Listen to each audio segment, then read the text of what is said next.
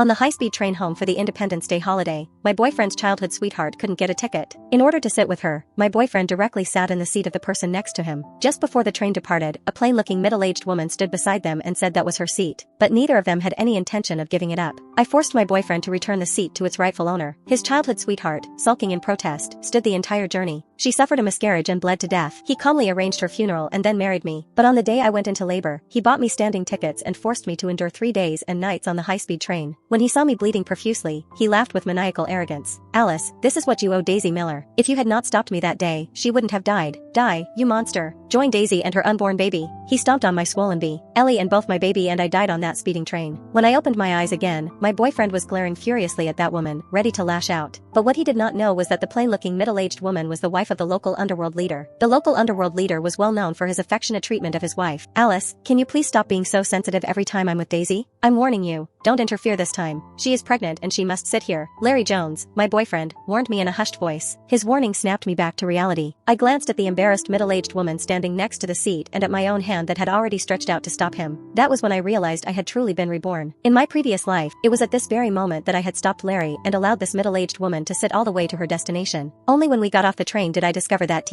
is ordinary-looking woman was actually the wife of our biggest local underworld leader. Because I stopped Larry from stealing her seat, he was able to escape this catastrophe. And later, thanks to this fateful encounter, he successfully started a business using the underworld leader's influence and eventually became a household name in the business world. However, his childhood sweetheart, Daisy, was angry and refused to sit down, then stood the entire journey. This prolonged standing caused her to miscarry. After a day and night of emergency treatment at the hospital, she died from massive hemorrhaging. Calmly, Larry arranged her funeral and married me. But on the very day I went into labor, he bought standing tickets and forced me to take a 3-day, 3-night high-speed train ride. In the end, with his eyes on my blood-covered body, he stomped on my swollen belly and screamed, "Alice, if you hadn't stopped me back then, Daisy wouldn't have died. You're a jealous, malicious monster.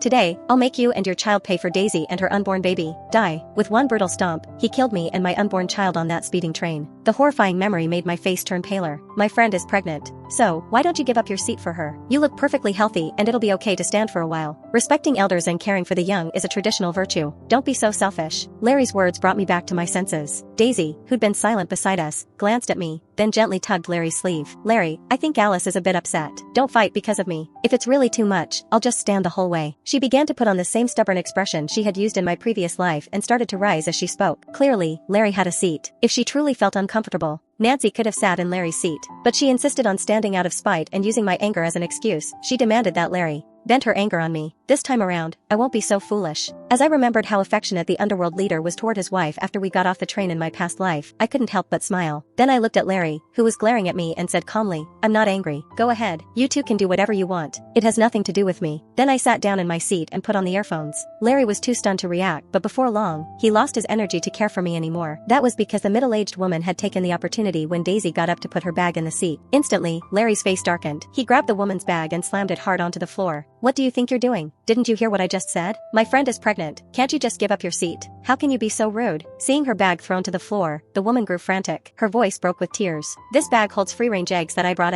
from the countryside for my husband, to nourish him. If you threw it like that, the eggs must be all broken." She bent down clumsily and when she opened the bag, a pungent, fishy stench assaulted her nose. Sure enough, the entire bag of eggs had shattered into a yellowish egg soup, which started to leak out of the bag toward the crowded area. The people around them covered their mouths and stepped aside. When Daisy saw the scene, she turned away and retched. "If they re-broken, so be it. They weren't worth much anyway. As compensation, I'll give you some money and we'll buy the seat too." As he said that, Larry took out $75,000 from his pocket and threw it into the egg liquid. The woman picked up the money one by one from the egg liquid, then placed it on the small table in front of Daisy. "Young man, I don't want your money. I just want my seat back. I just had surgery on my leg and can't stand for long. My husband fought for this seat for 3 days in Nig Heights. I won't trade it for any amount of money." When Daisy looked at the $75,000 bills that were now covered with egg liquid, she started retching again. Pinching her fingers, she pushed the money to the floor and grabbed Larry's hand. "Forget it, Larry. I'm not sitting here. It's so dirty and troublesome." Daisy stood up again. "Daisy, listen to me. Just sit down." Larry gently coaxed Daisy to sit down again. His eyes were full of tenderness. But when he looked at the woman, his eyes burned with fury. Glaring at her, he grabbed her collar and roared, "You said you had just a leg surgery? Show me the proof. I think you just don't want to give up your seat for a pregnant woman. You're quite old. Is it because you've never been a mother? You're jealous of someone carrying a child in her belly, huh? I don't understand how you can be so heartless." Passengers nearby rushed to intervene. "Auntie, you look like you've done hard labor all your life. Surely, you can stand for a while. The young lady is delicate and she's pregnant. Just give her your seats. Yeah, life's tough for everyone out here. Don't be so petty. Suddenly, I recalled seeing this woman stumble slightly when she was exiting the station in my past life. Then I realized that maybe she was telling the truth. When I suddenly remembered the way the little girl next to me offered her seat to my mother when I took her to see the doctor at the hospital last year, my heart softened. This time, I had not asked Larry to give up his seat, so surely I could give up my seat, right? When I thought that, I took off my headphones and waved to the woman. Miss, come here, sit over here. She waved her hands repeatedly in refusal, but I pulled her down to sit on my seat. Sit down. I'm tired from sitting too long anyway. You rest. I'll tell you when I get tired. The woman looked at me, then the tears she'd been holding on for so long finally fell. She wiped her egg-covered hands on her clothes.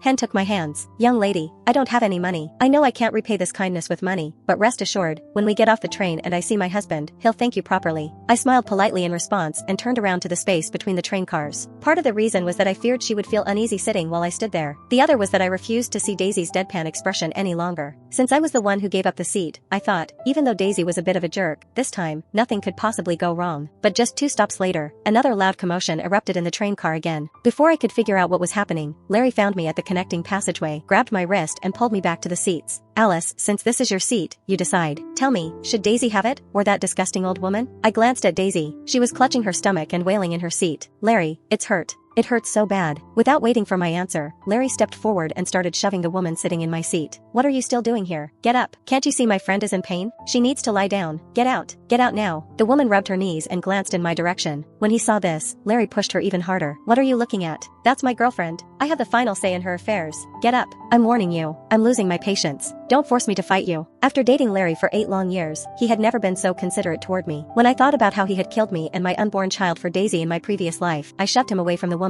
Who told you that you are in charge of my affairs? This is my seat. I decide who sits here. Today, this seat belongs to this lady. No one is taking it from her. Larry stared at me in utter shock. Alice, are you crazy? She's just some stranger we met on the train. Are you really fighting me over a seat for a stranger? Let me set you straight, Larry. I'm not fighting you for your seat. This seat was mine to begin with. A mocking smile touched Larry's lips. Alice, what's the point of playing word games now? Didn't you see Daisy has a stomachache? All she wants is to lie down. If she wants to lie down, she should buy a sleeper ticket. This is a hard seat. You can't lie down here. Not this again? Can you stop acting so angry whenever Daisy gets involved? I've told you countless times, we're just friends. Can you please stop being so petty?